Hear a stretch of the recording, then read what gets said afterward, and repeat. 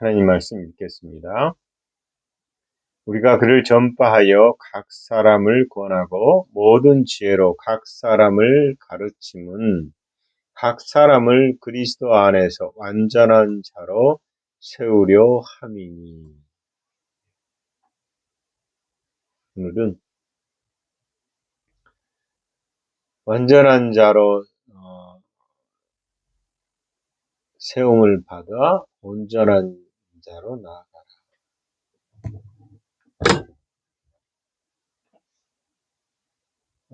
원래는 완전함과 온전함이라는 주제로 설교를 준비했습니다.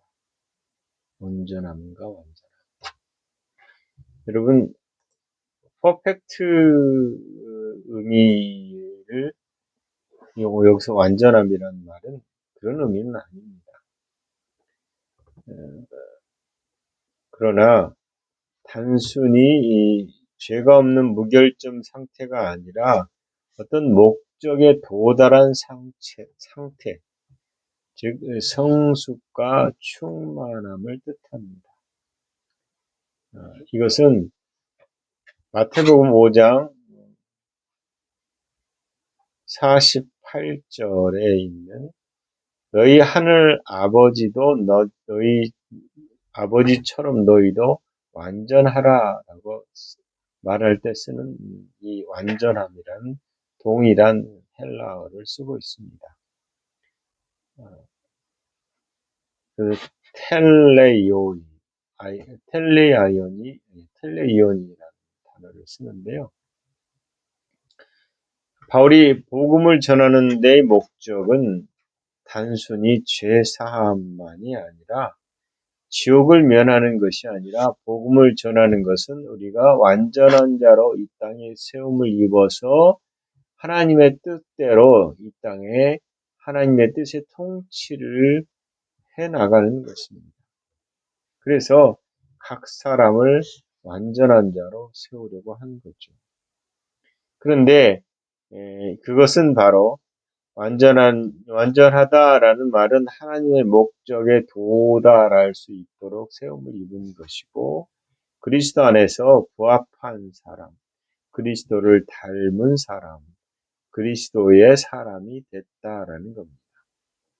그리고 바울은 그 목적에 완전한 자로 세우기 위해서 전파하고 권면하고 가르치고 있습니다. 이것은 완료로서 끝낸 것이 아니라 복음을 지속적으로 선포하고 권면하는 실천을 이루는 도덕적 격려들을 하는 거죠. 바르게 살고 올바르게 일을 하고 이웃과 사랑하고 그러면서 그 진리를 체계적으로 가르치는 교육을 함으로써 그리스도 안에서 완전한 자로 세운다. 여러분, 복음은 단 한 번에 끝나는 것이 아니라 지속적으로 복음을 듣고 그 복음을 따라서 계속 훈련하고 자라나야 된다라는 얘기입니다. 여러분, 농부가 씨를 뿌리고 나서 기다리는 것으로 끝나지 않습니다. 물을 주고 햇볕을 받게 하고 잡초들을 제거합니다. 그처럼 복음 전파는 씨를 뿌리는 것이고 가르치고 권면하여 자라게 하는 돌봄이 필요합니다. 그리고 최종 목적은 그 씨가 그리스도의 열매로 자라나는 것이죠. 맺히는 것이죠. 완전한 자로 세워지는 것입니다. 원래 우리의 완전함은 늘 강조했듯이 예수 그리스도 안에서 완벽한 하나님의 생명으로 태어나는 것이죠. 그 태어남, 그 신분과 성품은 변하지 않고 완전한 상태로 이렇게 태어나게 되어 있습니다. 그래서 우리가 예수 그리스도 안에서 완전한 자로 세우기 위한 시작은 어떻게 보면 우리의 새로운 피조물에 대한 거듭남이 필요하겠죠. 여러분은 새로운 피조물이죠. 늘 얘기했듯이 의롭고 거룩하고 새롭습니다. 새롭다라는 말은 다른 것이 아니라 분명히 새롭게 된 존재, 하나님의 생명으로 태어난 존재입니다. 고린도후서 5장 17절을 우리는 늘 얘기하죠. 누구든지 그리스도 안에 있으면 새로운 피조물이라. 그리스도 안에 있으면 새로운 피조물이라. 이전 것은 지나갔으니 보라 새 것이 되었도다 라고 얘기합니다. 여러분이 새 것이 된 것에 대한 새로운 피조물로서의 출발이다라는 겁니다. 에베소서 4장 24절은 의와 진리의 거룩함으로 지으심을 받은 새 사람을 입으라 라고 말합니다. 이전에 타락한 자가 아니라 하나님의 형상으로 회복된 자로서 다시 재창조된 상태입니다. 이것이 새 사람이고 그 방향은 우리의 마음과 몸이 그리스도를 닮아가는 것이죠. 성화라고 우리는 흔히 얘기하잖아요. 이 성화라는 것은 우리의 영적 상태가 새롭게 변화되고 거룩해지는 것이 아닙니다. 우리는 이미 거룩합니다. 그런데 성화, 우리의 삶 가운데서 하나님의 뜻에 순종하도록 변화되는 우리의 삶의 태도들입니다. 그래서 성화라는 것은 이미 거룩한 영이 또 다시 거룩해지는 것이 아니라 이미 거룩한 내가 자기 마음과 변화를 말씀으로 바꾼다, 새롭게 한다는 거예요. 그래서 삶의 거룩함을 드러내는 것이다. 이것을 우리는 잘 알아야 됩니다. 새로운 피조물은 의롭고 거룩하죠. 여러분, 의롭다라는 말은 누누이 강조했던 것이죠.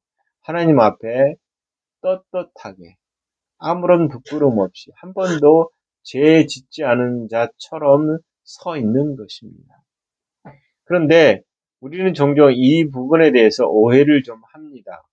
왜냐하면 저희가 신학교에서 배웠던 칭의라는 개념 때문이죠. 우리는 의롭다라고 선언되어졌는데 그거를 칭의라고 가르칩니다. 그렇게 배웠습니다. 칭의라는 것은 뭡니까? 하나님께서 예수님을 믿는 자들, 그 믿는 자를 그 믿음에 근거해서 죄인임에도 불구하고 그를 의롭다고 여겨주는 하나님의 은혜로운 선언이다. 이렇게 얘기를 합니다. 보통 우리가 오해하는 것은 거듭났다라고 말할 때 그것은 마치 죄가 있는데 구약에 보면 죄를 어떻게 하죠? 죄 사함은 피를 뿌려서 덮어버립니다. 그래서 겉으로 보면 의로운 거죠. 근데 속으로 들어가면 죄인의 냄새가 납니다. 이것을 칭의라고 얘기한다라는 거예요. 이거는 성경적일까요? 전혀 그렇지 않습니다. 성경은 겉의 변화를 얘기하지 않습니다. 속이 변화됐다. 속사람이라고 말하는 새로운 피조물에 대한 얘기입니다. 우리는 분명하게 의롭게 됐습니다. 우리는 바뀌었다라는 거예요. 겉으로는 덮어서 의로워지는 것이 아니라 겉으로는 변화가 없어요. 여전히 우리의 생각, 우리의 몸의 반응, 우리의 삶의 태도들을 보면 거칠고 그리고 볼썽사납고 마음에 들지 않는 부분들이 너무나 많습니다. 그런데 그런 자를 향해서 의롭다, 거룩하다 이렇게 선언한다는 겁니다. 그것이 칭의가 아니라 실제로 하나님께서 우리를 낳으셨기 때문입니다.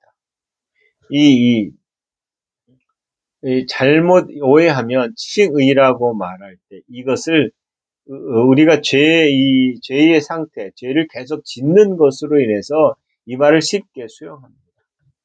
그렇지, 나는 여전히 죄인이지. 은혜 받은 죄인, 거룩한 죄인. 하나님이 나를 거룩하다라고 말해줬잖아. 의롭다고 말해줬잖아. 이렇게 말하는데 성경은 그 주장이 아니라 너를 완벽하게 거룩하게 변화시켰다. 의롭게 하였다라고 말한다는 겁니다. 그래서 단순히 의롭다고 선언된 것이 아니라 이미 의로운 것이죠.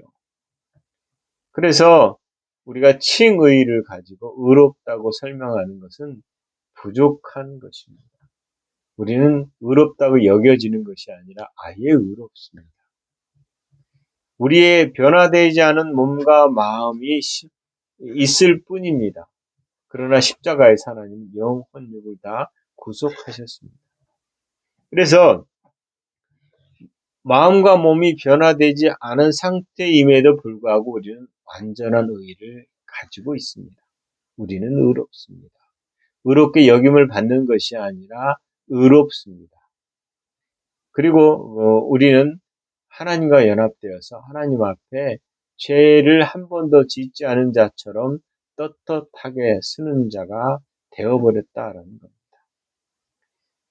여러분, 몸과 마음은 여전히 정죄와 죄책감으로 흔들릴 수 있는 영역입니다. 그래서 이것은 변화되고 새롭게 해야 될 영역이 바로 몸과 마음이죠. 몸은 여전히 정욕의 활화산으로 될 소지가 있습니다. 그래서 이 몸도 구속하셨지만 이 땅에서 쳐서 내 몸을 쳐서 의의 병기로 내가 절제하고 몸이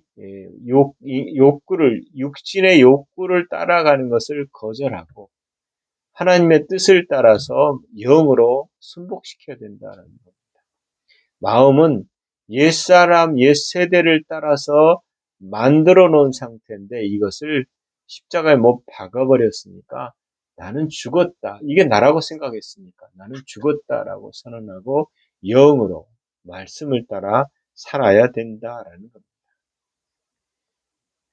그런데 몸과 마음이 변화가 되지 않은 것으로 인해서 내가 의롭다라고 말하면 안 된다라는 사실입니다.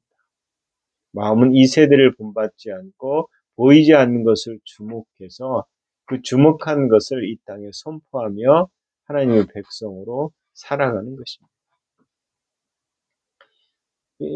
우리가 이 완전함으로 나아가는 데 있어서의 의로움과 그리고 또한 거룩함과 새로운 피조물에 대한 이유가 있습니다. 여러분, 의롭다라는 것은 무엇을 의미합니까? 그것은 그냥 세상과 구별되어 있다. 이렇게 얘기하죠. 근데 성경은 구별된 내가 구별되었어도 여전히 거룩하지 않을 수 있거든요. 근데 성경은 구별된 자, 하나님으로부터 구별되어 하나님 우리를 낳은 자라고 말합니다. 히브리서 10장 10절을 보면 예수 그리스도의 몸을 단번에 들이심으로 거룩함을 얻었노라 이렇게 얘기합니다. 단번에 들이심으로 거룩함을 얻었는데 믿었는데 인식하게 됐는데 이 거룩함을 따라서 삶을 살아야 된다라는 겁니다. 이 거룩은 오직 예수 그리스도로 말미암아 하나님으로부터 부어준 그런 거룩함입니다.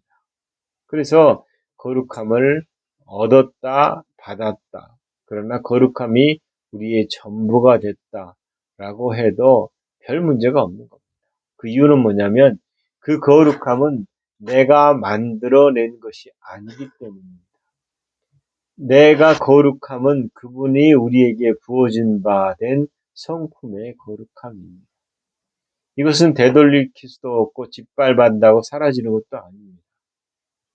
여전히 거룩함은 존재하고 있고 우리는 거룩함에 동참한 자가 됐는데 그 이유는 우리가 하나님의 생명으로 태어났기 때문입니다. 하나님은 우리를 거룩하다라고 말합니다. 왜 그러냐면 당신의 생명으로, 당신의 성품으로 우리를 낳으셨고 당신의 성품이 우리 것이 됐어요. 그래서 우리는 하나님처럼 거룩하다라고 말할 수 있습니다. 그래서 거룩해지려고 노력하는 존재가 아닙니다. 이미 거룩하게 구별된 존재입니다. 문제는 거룩함에 합당하게 살고 있는가죠. 많은 사람들은 거룩함의 삶을 통해서 그 거룩해지는 것으로 노력하려고 그런다라는 겁니다. 그러나 그렇지 않습니다. 성경은 이미 거룩하고 계속 거룩하고 앞으로도 거룩할 것이다. 이렇게 말하는 것입니다. 우리는 의롭고 거룩한 하나님의 성품으로 태어난 자들입니다. 이것은 생물학적 탄생이 아니라 영적 탄생이라 보이지 않습니다. 여러분, 이 부분을 두고 사람들은 거룩함을 우리에게 요구합니다. 근데 거룩함은 결코 눈에 보이지 않는다. 그러나 삶의 태도, 삶의 마음과 몸과 행실들을 통해서 그의 거룩함을 하나님의 거룩함이 우리 가운데 있다라는 것을 드러낼 수 있습니다. 우리는 새로운 피조물입니다. 그리스도 안에 있으면 새로운 피조물이라고 말씀하셨고 에베소 4장 24절은 의와 진리의 거룩함으로 지음을 받은 새 사람을 입으라라고 말합니다. 우리가 하나님의 생명으로 거듭났을 뿐 아니라 하나님의 형상으로서의 회복이 됐습니다. 그래서 우리의 몸과 마음이 이제 세상을 따라서 이 세대를 본받는 것이 아니라 하나님을 따라서 하나님을 닮아가는 삶을 살아야 된다라는 겁니다. 그런데 이 완전한 자와 온전한 자로서의 비교되는 성경 구절이 있습니다. 그게 오늘 에베소서 4장 13절에 있는 말씀입니다. 우리가 다 하나님의 아들을 믿는 것과 아는 일에 하나가 되어 온전한 사람이 되어라고 되어 있습니다. 여기서의 온전함도 대비해서 완전함과 대비해서 다른 뉘앙스가 있다라는 걸 알 수 있습니다. 온전한 사람이란 그리스도의 장성한 분량까지 자라는 성숙한 사람을 얘기합니다. 여러분, 나이가 들수록 우리는 성숙해져야 됩니다. 만약에 성숙이 일어나지 않으면 굉장히 문제가 있는 거죠. 어린아이가 태어나서 여전히 죽을 때까지 어린아이가 있는 것은 문제가 있습니다. 아이가 태어나는 것은 너무 깊은 일이죠. 그이가 자라서 결혼하고 또 자녀를 생산할 때에 조부모, 할머니, 할아버지는 너무 기뻐할 겁니다. 이것이 뭐냐면 인생인데 인생 가운데서 태어나서 무덤으로 우리 육신이 들어갈 때까지 여전히 변화되지 않고 성숙되지 않은 사람도 있다라는 사실입니다. 그것은 여러 가지 이유가 있겠죠. 그러나 우리 힘써서 그리스도의 장성한 분량으로 자라가도록 우리 스스로를 채찍질하고 살펴보고 온전한 자로 서게 해야 된다라는 겁니다.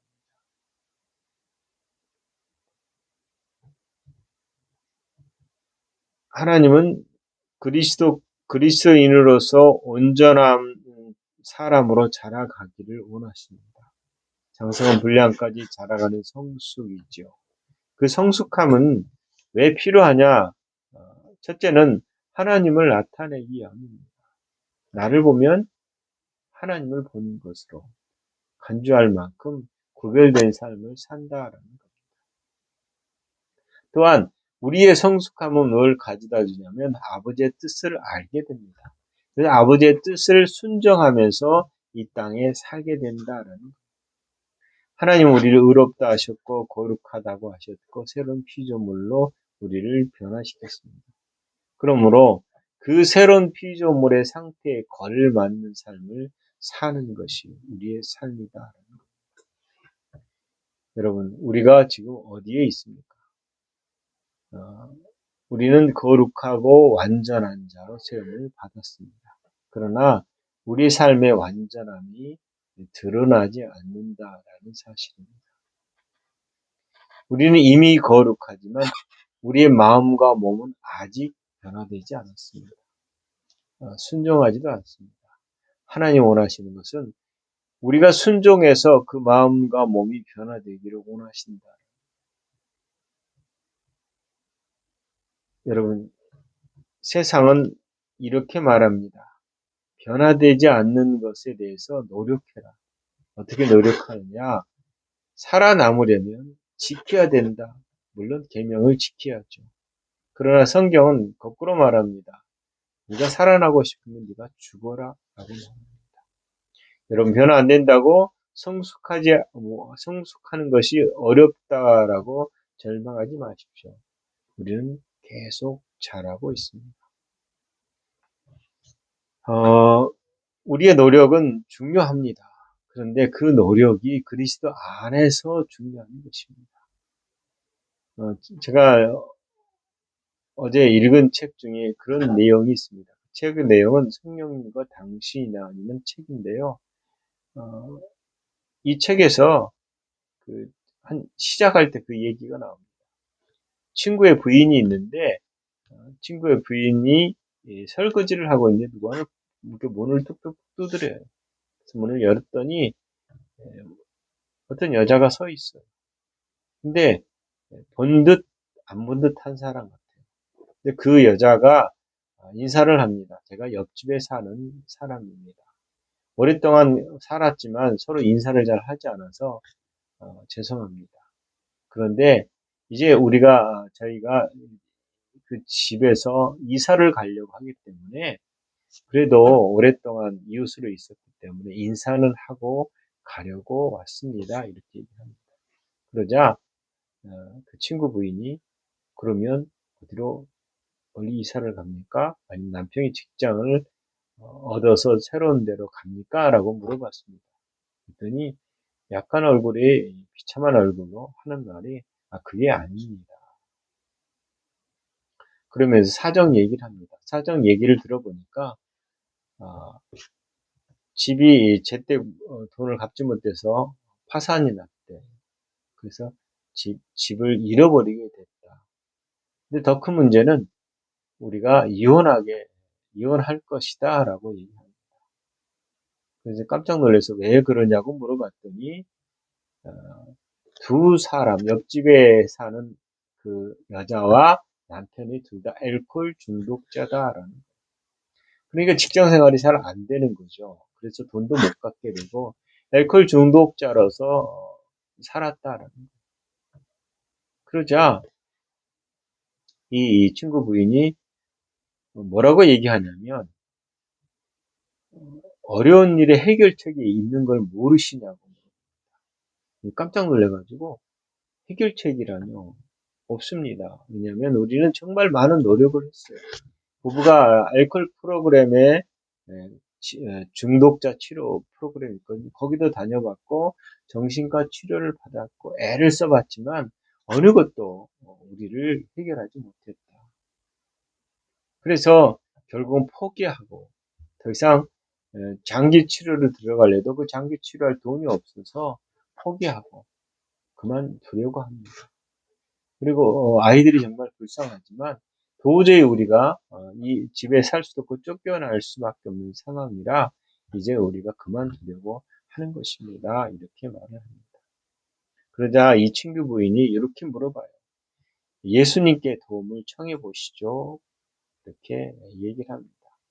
그러자 그 말을 듣고 옆집 여자가 가만히 있다가 약간 짜증난 표정으로 얘기를 합니다. 예수님요? 종교적인 얘기잖아요. 저도 교회를 다니고 있습니다. 라고 얘기합니다. 그러면서 하는 말이 나는 신앙생활을 잘 하려고 노력도 했고 그리고 천국에 들어갈 만큼 충분한 좋은 일은 하지 않았지만 노력을 했지만 안 됩니다. 라고 말합니다. 그러자 친구 부인이 하는 말이 그분은 우리의 구세주잖아요. 이렇게 물어봅니다. 여러분 구세주가 무슨 말이죠? 그분은 우리를 구해 주세요. 죄에서만이 아니라 우리의 모든 삶에서 그분이 우리를 구해 주십니다. 그분은 단순한 죄의 문제가 아니라 인생의 모든 곳에서의 구세주입니다. 그래서 모든 상황에서 만일 당신이 지금 이 상황에서 죄를 구원해 주세요가 아니라 이 상황에서 당신이 하나님께 요청해 보세요. 구원시켜달라. 이 상황에서 나를 건져달라고 기도를 하십시오. 벗어나고 싶지 않으세요? 이렇게 물어봅니다. 그리고 달라지기를 원한다면, 바로잡기를 원한다면 하나님께 요청해 보세요. 예수님께 이렇게 합니다. 그러자 그 여자가 가만히 듣고 있다가 하는 말이 내가 처음 들어본 얘기네요. 그러니까 단지 부탁만 하면 된다는 얘기인가요? 이렇게 물어봅니다. 그러자 친구 부인이 고개를 끄덕끄덕하죠. 맞아요. 그분은 살아계시고 지금 여기 계세요. 그분께 분명히 요청하면 그분은 들어주실 겁니다. 라고 얘기합니다.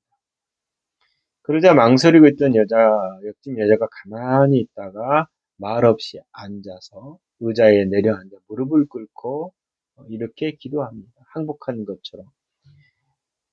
어떻게 말씀을 드려야 될지 모르지만 예수님 저를 이 상황에서 구원시켜 주세요. 이 모든 상황에서 책임을 져주세요.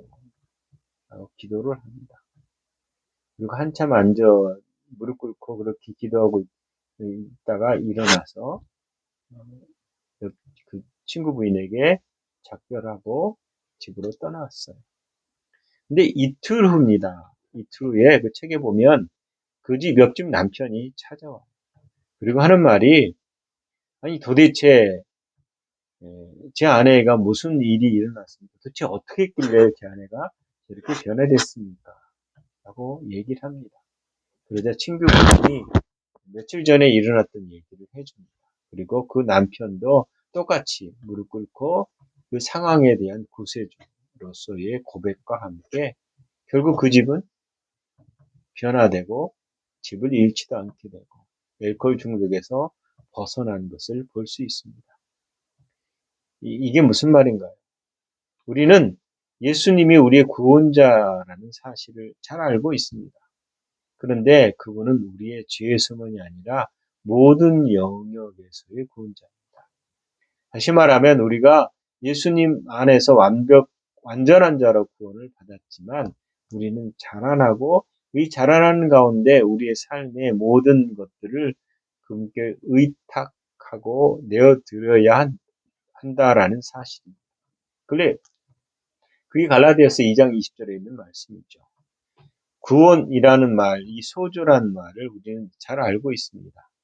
건짐을 받았다라는 것인데 사전적 의미로는 자연적 위험과 고난으로부터 구출하다, 죽음으로부터 구원하다, 치명적인 위험이 가득한 상황에서 안전하게 되다. 질병과 마귀의 소유물에서 구해내서 건강하게 하다. 회복하다, 영혼의 죽음으로부터 구원받고 보호받고 번영과 건강하게 하다라는 뜻이 다 포함됐다라는 겁니다.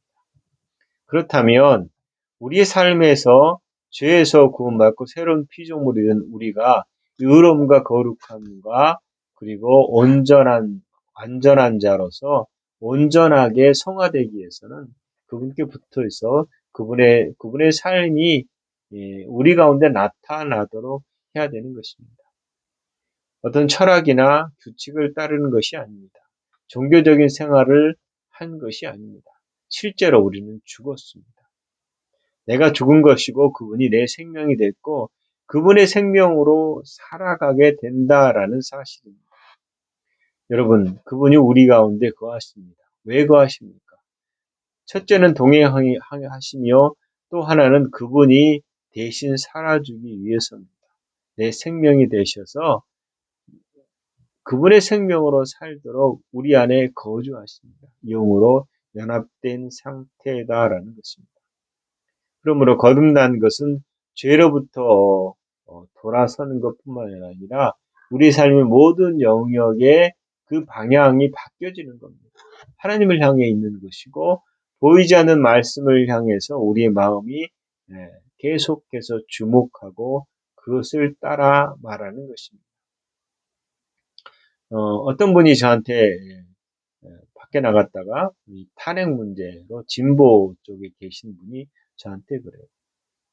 자기는 보수주의자들, 극우들을 이해할 수가 없다. 이렇게 얘기합니다. 자기는 두 개 다 본다 얘기하더라고요. 핸드폰이 두 개인데 하나는 진보 쪽의 핸드폰에 유튜브를 보고 있으면서 가끔 이 알고리즘 때문에 이 진보 말고 보수 쪽의 핸드폰을 가지고 보니까 그쪽의 얘기가 뜬다는 거예요. 두 개를 보는데 이게 말도 안 된다 얘기하더라고요. 여러분, 그 말이 진실일까요? 우리는 살면서 늘 상대적인 것으로 삽니다. 진리를 따라 살지 않는 거죠. 그러다 보니까 주구장창 이걸 보면서 이걸 보면은 이게 기준이 되는 거예요. 무슨 말인지 아시겠어요? 우리의 기준은 예수 그리스도의 말씀입니다. 이 세상은 많은 속임의 지식들이, 정보들이 있습니다. 그것을 끊임없이 분별하기 위해서는 쉽지는 않습니다. 많은 사람들이 나라를 걱정합니다. 대통령 선거가 이제 정해졌고 선거를 하게 됩니다. 여러분 기도를 할 때도 이런 분별의 기도를 하시기 바랍니다. 우리가 완전한 자로 성숙한 자로 나아가기 위해서 우리의 거듭남 그리고 올바른 정체성 그 다음에 그 삶을 살아가는 현재의 삶의 상황 가운데 여전히 닥친 문제들도 그분의 것입니다. 내 것이 아니에요. 다시 말하면 내어 맡긴 가운데서 그분이 내 삶의 지혜가 되도록 기도하시기 바랍니다.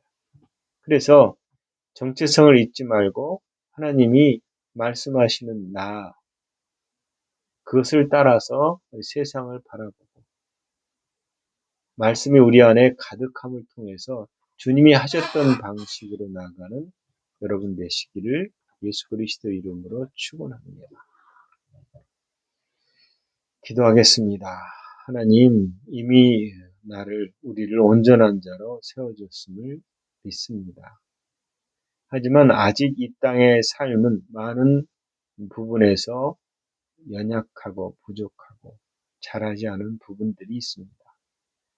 말씀으로 세워서 육을 이기는 지혜로운 자가 되게 하시옵소서. 눈에 보이는 것을 따라 말하지 않고 보이지 않는 것을 따라서 하늘의 신령한 모든 복, 경건에 속한 것을 다 받았으므로 하늘의 것을 저희들이 선포하고 이 땅에서 생명 안에서 왕 노릇하는 삶을 살게 하시옵소서. 하나님 우리를 지혜와 계시형을 주셔서 하나님을 더 알게 하여 주시옵소서. 우리의 부르심의 소망이 무엇인지도 알게 하여 주시옵소서. 예수 그리스도 안에서 우리에게 주신 그 능력과 또 그 충만함이 얼마나 큰지도 깨닫게 하여 주시옵소서. 그리하여서 이 땅에서 자라지 않는 어린아이로 있지 않고 계속 자라남으로 그리스도의 장성한 분량으로 있게 하여 우리의 부르심을 감당하는 저희들 되게 하여 주시옵소서. 우리에게 건강을 주시고 부유함도 주시고 지혜도 주셔서 감사합니다. 어둠 가운데 헤매지 않고 아버지 밝은 빛 가운데서 온전히 살아가게 하시옵소서. 감사합니다. 예수님 이름으로 기도합니다. 아멘.